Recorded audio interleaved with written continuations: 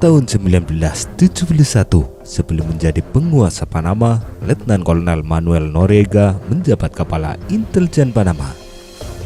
Ia kemudian direkrut CIA untuk menghentikan peredaran narkotika dari Panama ke Amerika Serikat. Noriega mendapat bayaran sekitar $110.000 AS. Bertahun-tahun lamanya, Noriega bekerja untuk CIA. Noriega sebenarnya hanya berpura-pura bekerja sama dengan CIA dengan tujuan mendapatkan uang dari AS.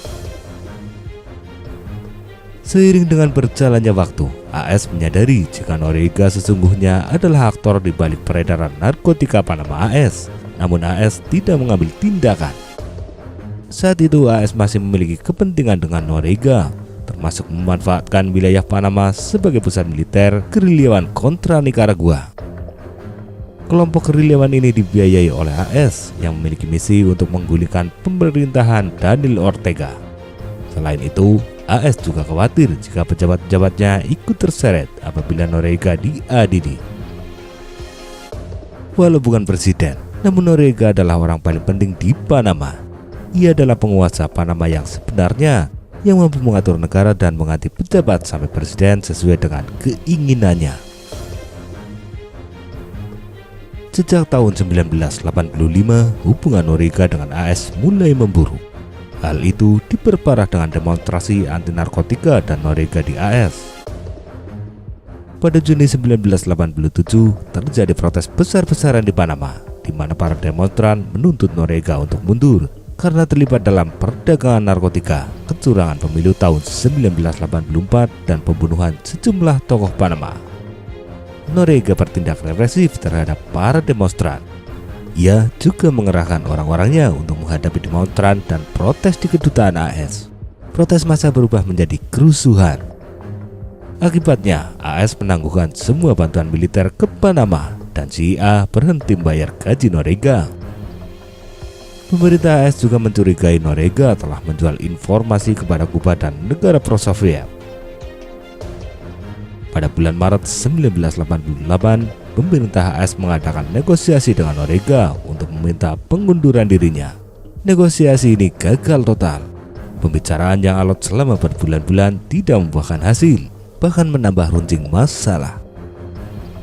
Pada bulan Mei 1989, pemilihan presiden Panama berlangsung ricuh. Noriega menggagalkan pemilihan umum dan menyerang pendukung serta presiden terpilih Panama. Presiden terpilih ini adalah kelompok yang didukung AS.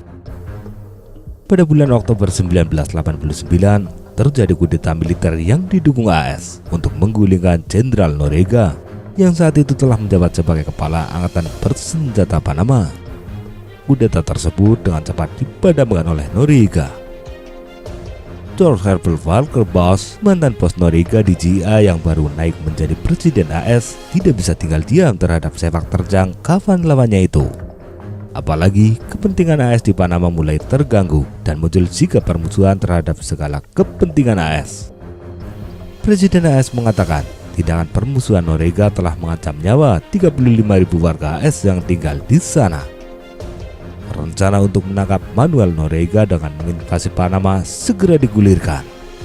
Invasi Panama diberi nama Operation Just Cause.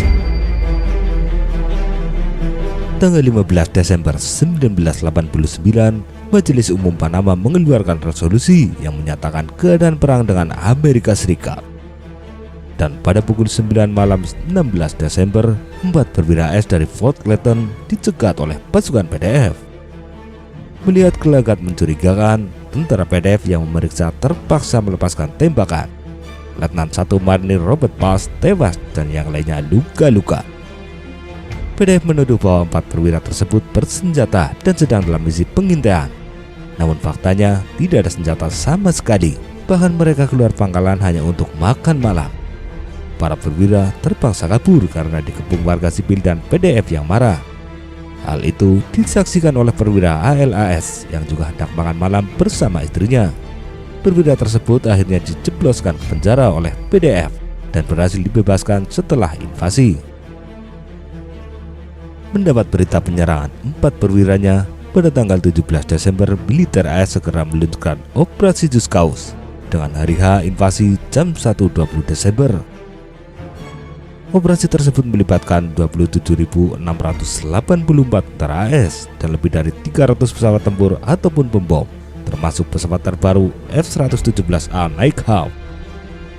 PDF atau Panama Defense Forces saat itu hanya memiliki 16.000 tentara dengan perlengkapan tempur yang tentunya tidak sebanding dengan AS.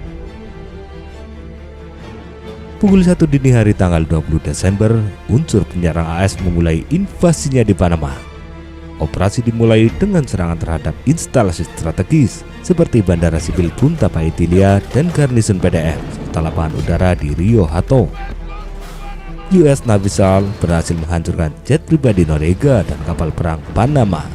Serangan ini menewaskan 4 anggota SEAL dan melukai 9 lainnya.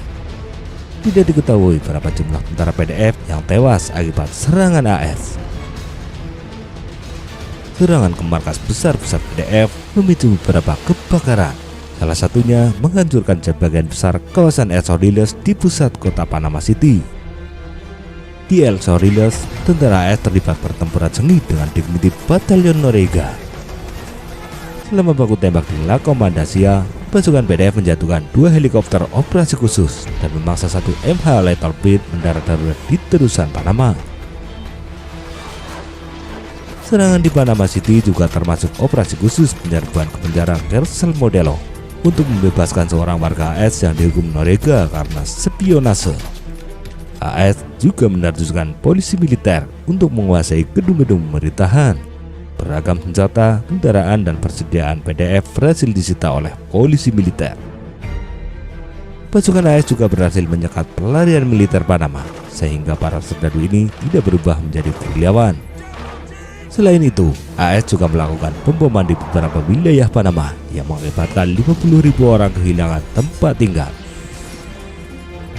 Dignity Battalion atau Dingbat terus melakukan perlawanan dan menerjunkan sniper-sniper untuk menggulung tentara AS.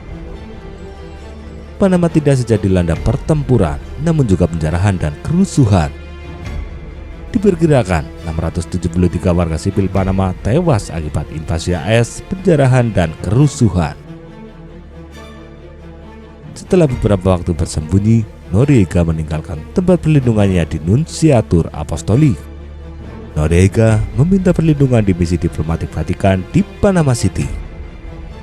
Tanggal 3 Januari 1990, Noriega menyerah kepada AS dan segera diterbangkan ke AS untuk diadili. Jumlah korban tentara AS dalam invasi Panama adalah 23 tentara tewas dan 324 tentara luka-luka.